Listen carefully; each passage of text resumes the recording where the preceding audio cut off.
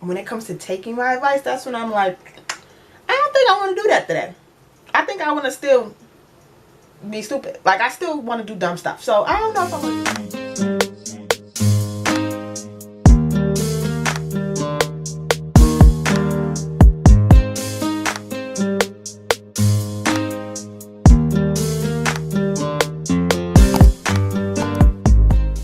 Welcome back to Naya's News. This is the channel where I report news about my life while being open, honest, and transparent as much as possible. So for today's video, this is going to be one of the videos that I refer to as like a candid chat. And in these kinds of videos, I'm much more just raw and kind of minimal cuts and edits and just really vulnerable with you guys. Before I get started on today's video, peep the fro. It's giving you life. It's giving you energy. It's just telling you to come to me.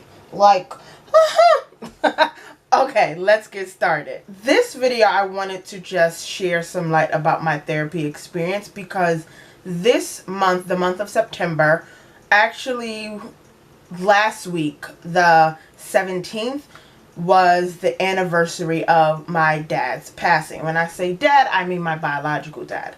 You guys will hear me use the terms interchangeably, but when I say dad, I'm talking about my biological dad, and when I say bozo, I'm talking about my stepdad. That was our nicknames for each other. I think for me, as I've gotten older, I kind of realizing more and more that it's not a dream that he's gone, it's my new forever, so to speak. When I was younger, I don't remember the conversation my mom had with me to let me know that he's passed, because when he passed I was only 4 years old. But I do remember just the shift of me not seeing him, and I didn't realize how much of an impact that would have on my life until I got older. So for this month, a lot of things have happened in my life with losing a lot of loved ones and just so much just tragedy just around loss, that it started to bring up a lot of those feelings for me personally when it comes to the loss of my dad. And for me, I was in therapy, but I stopped going. So now going back into therapy, I realized that I really need to tap into those kind of trigger points and just learn different ways of coping and just dealing with those. Now, after I got back from Jamaica in July, I started losing loved ones and just people that are near and dear to my heart, friends, family, and different things like that, super like abruptly. Like, I had friends that were murdered, I had friends that passed, I had loved ones. Like, it was just so much that was going on that it was kind of like I was mentally exhausted. And on top of the fact, when it came to school, I was checked out when it came to school, because I was dealing with so much just personally in my own head that I could not give the extra like energy to just put out there. Now fast forward to the beginning of September,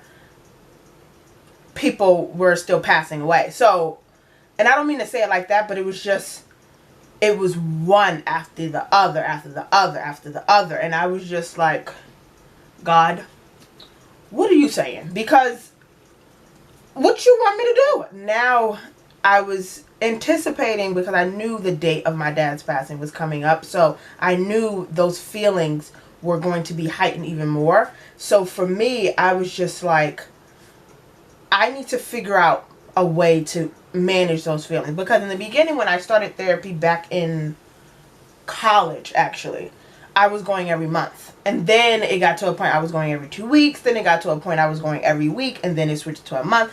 It was just depending on what I felt I needed at those moments would determine how frequently, I was going.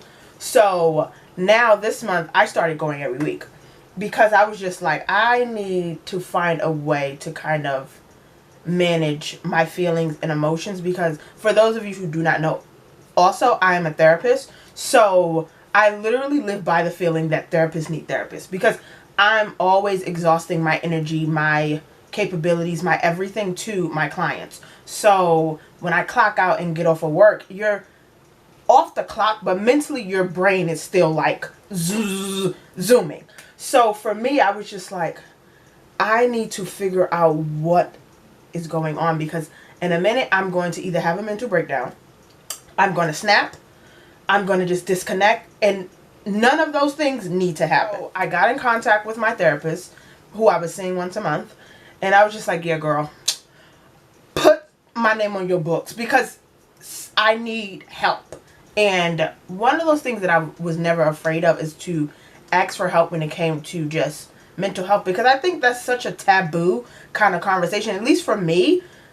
Like, I know, not to go into too much detail, but my mom went to therapy, I believe a couple of sessions, when my brother was murdered back in 1991, and she's coped with that and found different ways of coping with that. So she's had her own experience when it came to therapy, and I have friends who've been to therapy, so I was familiar with the idea, but it was still kind of like a taboo kind of conversation, at least in my life it was.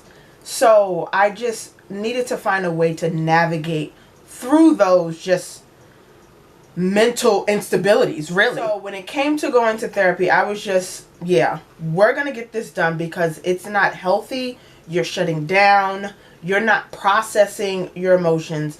And to be quite frank with you guys, I'm not one to show kind of how I'm feeling. I kind of try to keep a poker face because I'm mentally just, how would you say? Like, I'm mentally crying before you see it on the outside, if that makes any sense. I went and I'm back in therapy. I go every week, and I really enjoy just the relationship and kind of just the no judgment and safe space that I have with my therapist, because I think it's so important, because I've heard so many daunting stories about people who have gone to therapy and their therapist has no clue what they're going through, in the sense of they don't have a level of camaraderie when it comes to seeking and giving support. They have no clue. And I'm going to be very frank with you. My therapist, I was looking for a black therapist. I'm not even going to hold you, being very honest. I was looking for that black therapist because I was mentally, when I started therapy, I was not in the mental capacity to explain black culture, to explain my blackness, to explain why my being is the way it is to a white person. Really, like, I did not have the energy to do that. So when it came to therapy, I knew I wanted a black person. I've been going to therapy. I have my moments and my breaks, but I've been seeing the same therapist for the past 7 years. So that's been really helpful. And I wanted to share some pointers or just some tips with you guys of how I've been dealing with it. So I have everything written on my phone. I wrote 5 tips. It's so many tips that you can give when it comes to therapy, but I wrote 5 tips that were very fitting for me. Tip 1, forgiveness. For me, I went into therapy knowing I'm not perfect.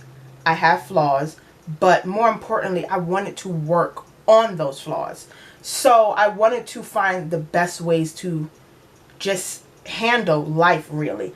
And that came with a level of forgiving myself. Forgiving myself about things that I did, forgiving myself about things that I could not do, forgiving myself about not being there for people, forgiving people for not being there for me when I thought that I wanted them to. Like, forgiveness is just such a level of, I feel honestly, maturity and just courage that you have to go through before working on your own psyche and just forgiving yourself for just being hard on yourself. Tip 2, research your therapist.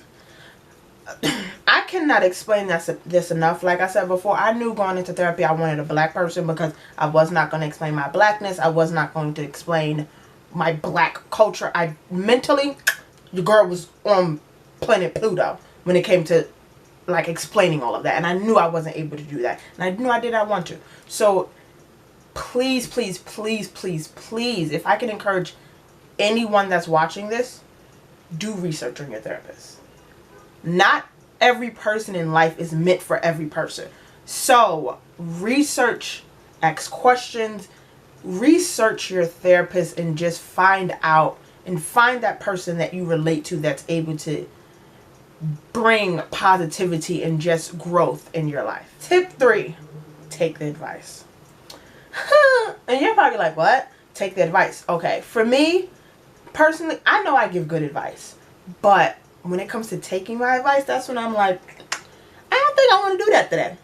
I think I want to still be stupid. Like, I still want to do dumb stuff. So, I don't know if I want to do that. I say that because my last session with my therapist, she checked me in the sense of forgiving myself and just learning that I'm not perfect and embracing the fact that people make mistakes. Because I think I'm very hard when it comes to you can't make a mistake. Like, I'm very hard, but it's just like, Lynette, you make mistakes on a daily basis. Like, you forget your car keys. Like, you forget your wallet sometimes. Like, you forget to call somebody. Like, you make mistakes. So, you cannot be so hard on somebody when they make a mistake.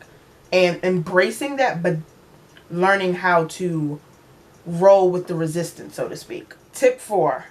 Learn, learn, learn, learn. The world we live in, we are constantly learning. We are constantly being thrown information. We are constantly reading, looking up something. Learn that old habits does not always have to continue. Because I think, for me, I'm reflecting on my own experience. I'm somewhat of predictable when it comes to the things I like and the things I do. I do not like to vary away from the script, so to speak. So, learning different ways of doing the same thing, it's okay. Like, my way may be good on Tuesday, but another person's way may be good on a Wednesday. Like, it's okay. Learn different things and be receptive to learning those things. Tip 5. Switch negative thoughts into positive ones. It's so easy to be negative. When you really think about it, it's so easy to pick, to probe, to nitpick, to complain. It's so easy to do that. I know people personally that I'm just like, girl, bye, peace, because cut it out. Because my thing is, positivity, that's what I want to surround myself with. I want positive energy swarm to me like a bunch of bees. Because I want that to be all sprinkled all over me. Because positivity, it really just, for me, it uplifts my spirits. I don't want to be around a negative Nancy. I want to be around a positive pole. That's my name. I don't want to be around negative Nancy that complains all the time, because you're breathing. Don't take that for granted. You can literally shift and change your outcome of things if you just have a positive mindset and positive affirmations and doing all that stuff. Okay, so that wraps up for today's video, guys. I hope this video gave a lot of insight as to what's been going on mentally for me the past couple of months, and just have it be like a positive light and keep pushing forward. I'm always for talking and chatting with you guys. Hit me up in my DMs. I'll leave my Instagram right here, and just so we can have conversations. I'm all for that. Never too shy and away from talking about my mental health. I am proud to say I go to therapy. I am comfortable with saying that, so I don't get offended when it comes to those things. So, but before I go, you know I'm gonna give a shout out. A shout out. A shout out. Let's go to the comments. Hey, let's go to the comments. Hey, let's go. Let's go. Let's go to the comments. Hey, let's go to the comments. We at the comments. Boom. Okay, so this shout out goes to Cooking with Liz TV. Shout out to you, Liz. Thank you for the constant love and support. And if you would like a shout out in one of my future videos, comment down below. Like, comment, share, and subscribe. And I'll see you guys in my next one. Bye, guys.